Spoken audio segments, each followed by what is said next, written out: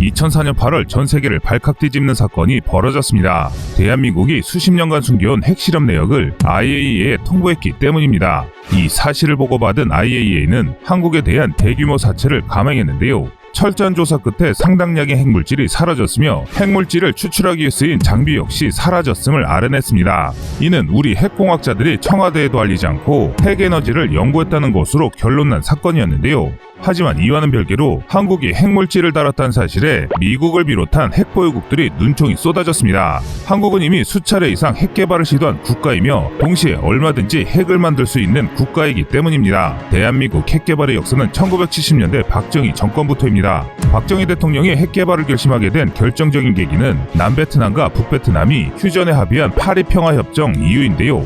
사실 한국군의 베트남 파병은 그저 미국의 요청에 한국이 응한 것이 아니었습니다. 한반도에 주둔하던 미군 중 상당수가 베트남으로 재배치된다는 것을 우려한 우리 정부가 고심 끝에 주한미군을 대신할 병력을 파병하기로 한 것이었습니다. 당시 주한미군은 휴전선 최전방에 배치되어 있었는데 북한이 공격할 경우 바로 미군이 공격받아 미국의 자동 참전이 이루어지도록 하는 인계철선의 역할을 하기 위해서였습니다. 인계철선 역할을 하는 미군이 줄어든다면 그만큼 북한이 대한민국을 침략할 가능성은 당연히 늘어날 것이고 이로 인한 빌미를 북한군에게 제공하지 않기 위해서였습니다. 즉 미군보다 국군을 보내는 게 대한민국의 평화를 지키는 방법이었던 것이죠. 이는 한국 정부가 이승만 대통령 시절인 1954년이나 쿠데타 직후인 1961년에 베트남 파병 제안을 미국에 건넨 것을 통해서도 확인할 수 있습니다. 당시 우리 정부는 부패한 남베트남 정부가 미국의 도움 없이 나라를 지킬 수 없다는 사실을 잘 알고 있었습니다. 하지만 미국의 반전 여론으로 남베트남은 결국 버려졌고 마찬가지의 입장인 대한민국 역시 언제든 버려질 수 있었습니다.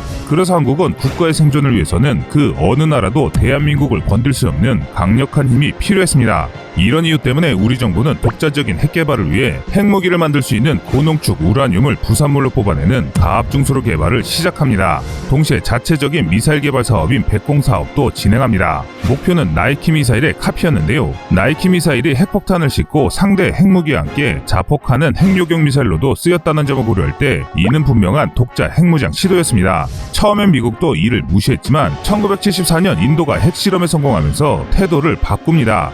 기술 수준이 떨어지는 후진국은 핵 개발을 못할 것이라는 생각이 틀렸다는 것이 증명됐기 때문입니다. 이때부터 미국의 견제가 점차 심해졌는데요. 이 압박 때문에 대한민국은 1975년 4월 23일 NPT 조약에 가입하게 됩니다. 한편 1975년 5월 3일 경주 월성에서 대한민국 최초의 원전인 월성 1호기의 기초굴착 공사가 시작됐습니다. 얼마 지나지 않아 백곰 사업 역시 성과를 거둬 자체 제작한 우리 미사일의 공개 발사도 성공했습니다. 하지만 인도의 핵 보유로 핵 확산에 큰 두려움을 느끼던 미국은 크게 분노했습니다. 한국은 미국이 나이키 미사일을 퇴역시킬 것이므로 자국의 나이키 미사일 전력을 정비하고 성능을 개량하기 위함이라고 주장했으나 미국은 한국이 ICBM 핵폭탄을 개발해야 한다고 확신했습니다. 결국 1979년 사거리 180km 이상의 미사일을 개발도 보유도 하지 않는다는 한미 미사일 사거리 지침이 체결되었습니다. 180km는 서울 북단에서 미사일을 발사해 평양을 공격할 수 있는 최대 사거리입니다.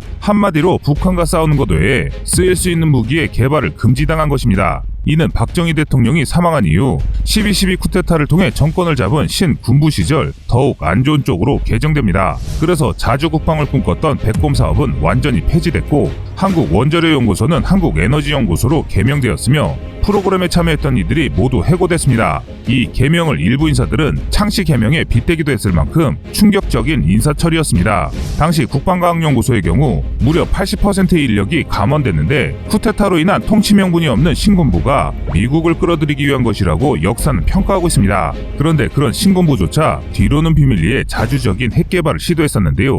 1982년 4월부터 2개월간 수미리그램의 플루토늄을 실험적으로 추출했다는 사실이 1998년 IAEA 사찰 과정에서 밝혀졌기 때문이죠. 박정희 정권 시절 건설된 월성원전의 가압중소로 해서 부산물로 생성된 핵물질 역시 꾸준히 축적되면서 한국은 점차 마음만 먹으면 핵무장이 가능한 나라가 되어갔습니다. 하지만 이를 우려한 미국은 1990년 MTCR을 개정하는데 기존 협정에 대해 180km 이상의 로켓조차 개발하는 것을 금지하도록 조약 개정을 요구했습니다. 당시까지만 해도 힘이 부족한 한국은 결국 이를 수용하며 이 결과는 한국항공우주 개발의 태보를 가져왔습니다. 한국의 군부 정권도 문민정부도 공통된 것이 하나 있다면 자주국방을 포기하지 않았고 역대 어느 정권이든 좌우를 막론하고 미사일 지침의 개정을 추진했습니다. 그리고 1994년부터 불거지기 시작한 북한의 핵개발과 클린턴 정부의 실망스러운 대처는 핵개발에 대한 국민적 열망에 불을 지폈습니다. 핵을 만들지 못하더라도 북한을 비롯한 주변국에 억지력을 행사할 수 있는 미사일 전력을 만들어야 한다는 여론 역시 이 무렵 본격화되기 시작했습니다. 그래서 대한민국은 미국의 반대로 가입하지 못했던 미사일 통제체제 MTCR에 가입하면서 핵무기를 제외한 미사일 무기를 개발할 수 있는 명분을 확보하게 됐는데요. 그런데 미국을 비롯한 핵보유국들은 한 충격적인 사건이 일어나면서 시선이 북으로 쏠리게 됐습니다. 바로 2006년 북한이 1차 핵실험에 성공하면서 핵개발에 성공했기 때문입니다. 핵폭탄을 소형화해 ICBM이나 SLBM에 탑재할 수 있게 된 것은 불과 수년밖에 되지 않았지만 당시로서는 북한이 핵실험에 성공했다는 사실만으로도 세계 각국은 충격에 빠졌습니다. 이후 핵확산을 막으려는 국제사회의 관심은 북한과 이에 협력해 핵무장을 추진한 이란으로 집중되었습니다. 그래서 한국은 이 틈을 틈타 2012년 자체 개발한 순항미사일을 공개합니다. 순항미사일은 분류상 무인기로 분류되기에 기존의 협정을 회피할 수 있을 뿐만 아니라 북한의 핵무장에 대한 대응수단이라는 명분이 생겼기 때문입니다. 또 이렇게 순항미사일을 통해 협정을 무력화한 상태에서 2012년 한국은 미국에게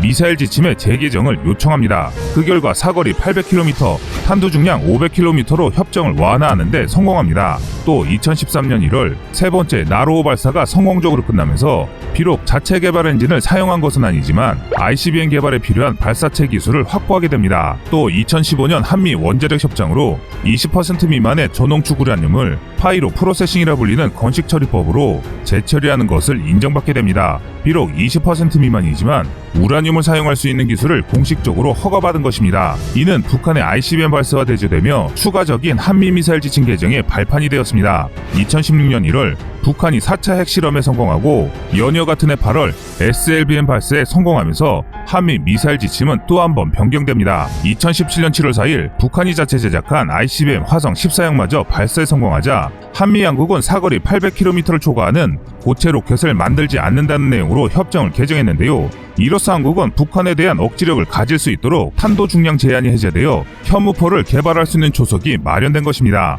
현무포의 공개와 배치까지의 시간을 고려했을 때 우리 군은 협상 개정에 대비해 관련 기술을 이미 확보했던 것으로 보입니다. 사실 탄도미사일은 탄두 중량에 따라 사거리는 얼마든지 늘릴 수 있게 되는데 이는 우리 군용 미사일 기술 개발의 높은 벽이 또 한 번 무너진 계기가 됐습니다. 이어서 2019년 남북미 평화협력이 북한의 떼쓰기로 무산되자 우리 정부는 이를 명분으로 삼아 한미 미사일 사거리 지침을 또 한 번 개정합니다. 그리고 마침내 2020년 7월 29일 민간용 고체 로켓의 경우 거리 제한 없이 개발할 수 있도록 협정이 개정됐는데요. 사실상 이것은 탄두만 넣으면 완벽한 수준의 ICM을 개발할 수 있는 길이 열리게 된 것이라 할 수 있습니다. 현재 자체 개발 중인 액체 로켓 누리호 발사뿐만 아니라 고체 로켓, 우주 로켓까지 개발한다면 우리는 2030년이 되기 전에 ICBM으로 전환할 수 있는 고체 우주 로켓을 볼 수 있게 됩니다. 그동안 한국은 정치 성향이나 정권에 상관없이 꾸준히 미사일 지침을 개정해왔습니다. 그 노력은 지금도 이어지고 있는데요. 현재는 군용 탄도미사일의 사거리 제한을 1000에서 3000km 수준으로 확대하는 것을 미국과 협상 중입니다.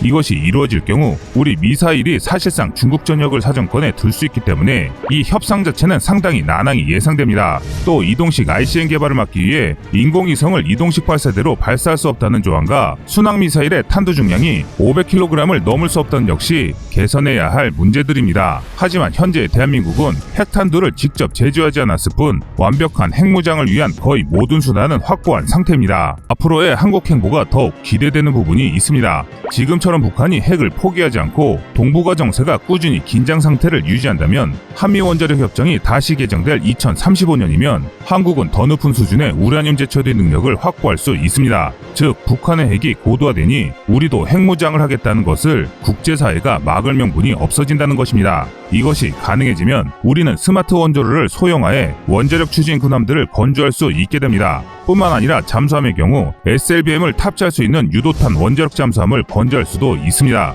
이에 대해 고체 및 액체 로켓을 자유롭게 개발할 수 있게 됩니다. 이는 ICBM을 위한 기반이 마련된다는 것이고 핵무장에 필요한 모든 기술과 장비를 확보하게 된다는 것입니다. 한국은 수십 년간 중수로를 운영했고 최첨단 반도체를 생산하는 IT 선진국입니다. 대한민국에게 핵물질의 확보와 핵무기의 소형화 및 정밀화는 별로 어려운 문제가 아닙니다. 다가오는 2035년을 기점으로 대한민국이 핵보유국에 합류하는 것도 꿈은 아닐 것입니다. 여러분의 생각은 어떠신가요? 시청자님의 현명한 의견을 댓글로 남겨주시기 바랍니다. 여러분들의 좋은 의견이 좋은 영상을 만드는데 많은 힘이 됩니다.